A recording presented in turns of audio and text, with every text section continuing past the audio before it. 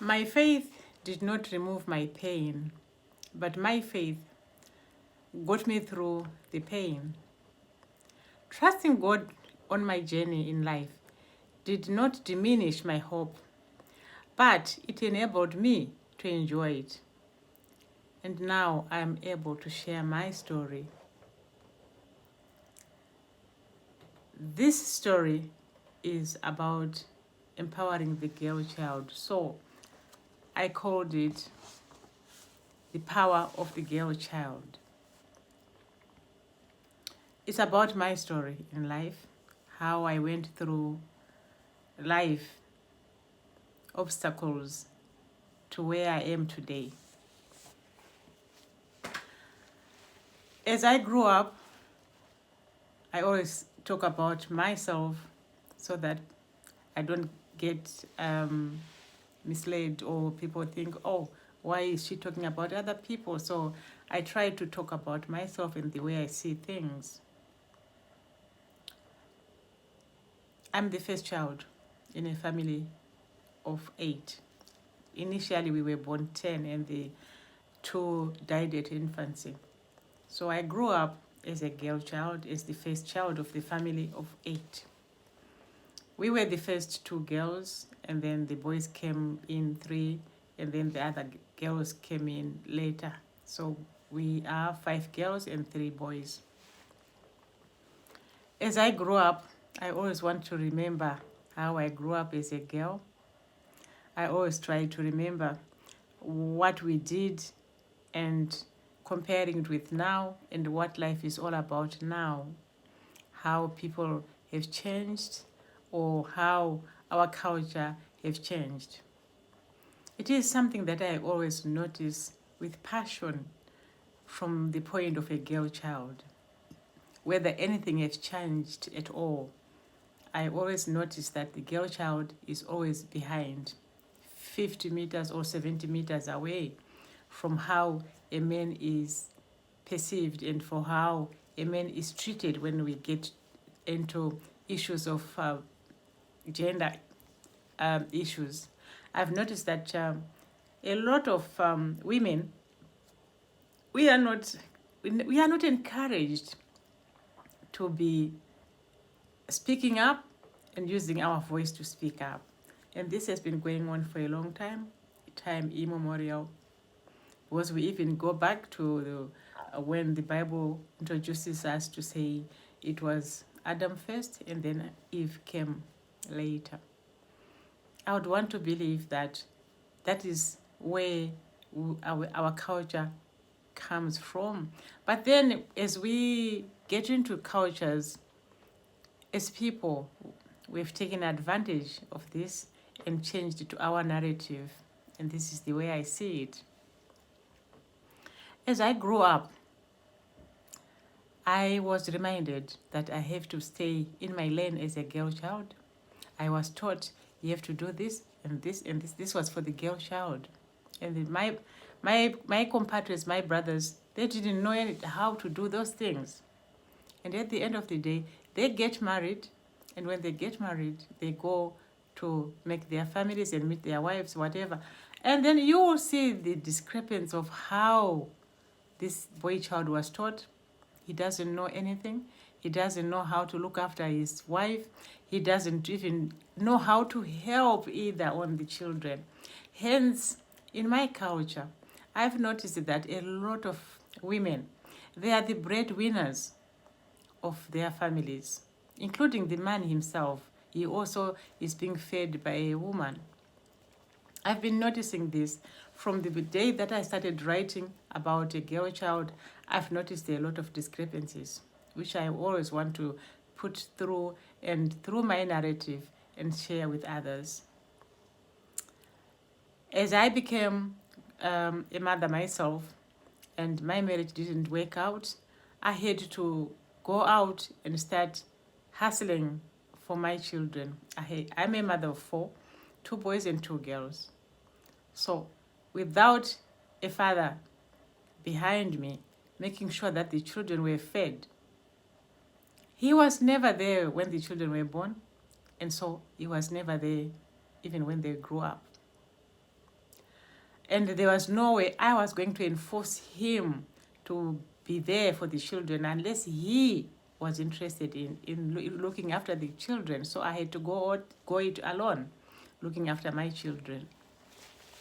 I started traveling to countries and selling, whereas I would buy things from my home country in Zimbabwe, and then I would cross the borders. And along my journey, I did notice that I was not alone. There were so many mothers who were there, who were hustling just as good as me. They would do their wares, they would crochet doilies, they would sew clothes. Like in my case, because my parents sent me to a home craft school where I learned about domestic science, whereby you have to make your clothes, you have to learn how to cook, you have to learn how to do gardening, all the things that a woman should be taught. I was taught. And my mother, as strict as she was, she made sure that I did the right thing. My mother even taught me how to walk. She taught me how to do my makeup when I was still young. And here I am at a very late age. I'm still someone who loves looking after my skin. I actually took it from my mom, which I do appreciate. And along this journey, I did travel to this country where I would see mothers sleeping in a one-bedroom flat on the floor everywhere. They would be sleeping there. So people don't sleep at night. They have to get up at night and go and have some showers so that in the morning everybody will be just getting their bags and start hustling. And when they get money, they would buy things again from those countries where they used to go and sell their wares. They would take the money, buy items, and go across the border again to go home and start selling those things. So there was no rest for a woman. Neither do I really notice how the fathers were enabling these mothers to do this. At times it was met with a very harsh resistance, where they would get home and there would be all these words of telling the woman, you are just going there and having to look after a man. And it was like the woman is always promiscuous. It was from the point of a man. And those were fathers who had children.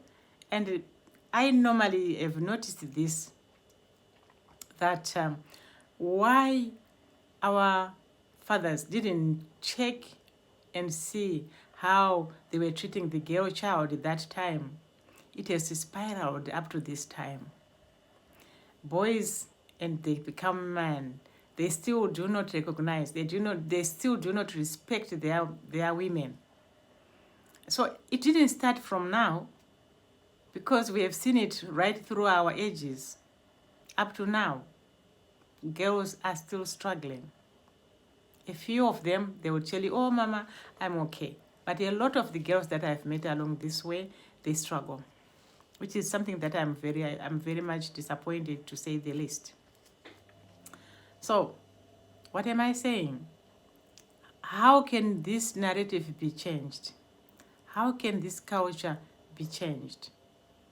So that we can work together, so that we can know how to treat the girl child together and empower the girl child to have a voice. Looks like the girl child is not being given the voice at all, which is why I'm here and talking about it. And from the point of it, I have been watching the girls as they go through the paces. I was one of those ones who went through the paces, and I'm the one who walked the journey. I'm still going to go through how we got married.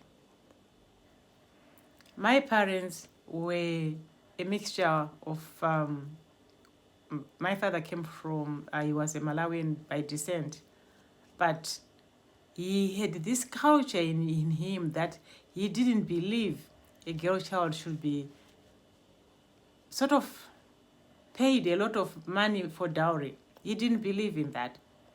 So he didn't like us getting married. Even we were the first, me and my sister. My father charged very minimal money for our dowry. He never wanted it, because he always used to say, if I charge a lot of dowry, if something happens to my child, she will not be able to come back.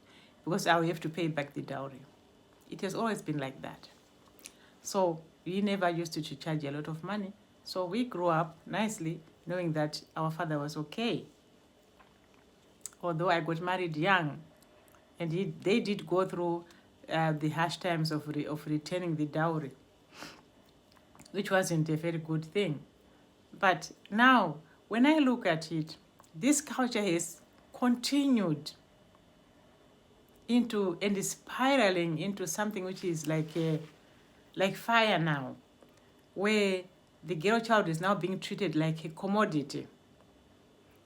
When a girl child is born, I thought parents would just be happy, rejoice, and look after their girl child, support the girl child, educate the girl child, and let the child go to school and they get empowered. And when time comes, when the child wants to get married, then the child gets married. But no, this has become the norm of the day from our Zimbabwean culture, where the girl child is now a commodity. The girl child is now being sold. I'll put it this way.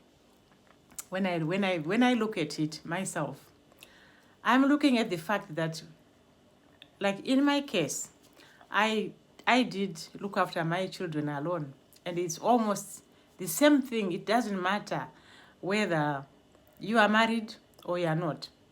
I was much better because now I can say I was not having someone helping me to look after the children, okay?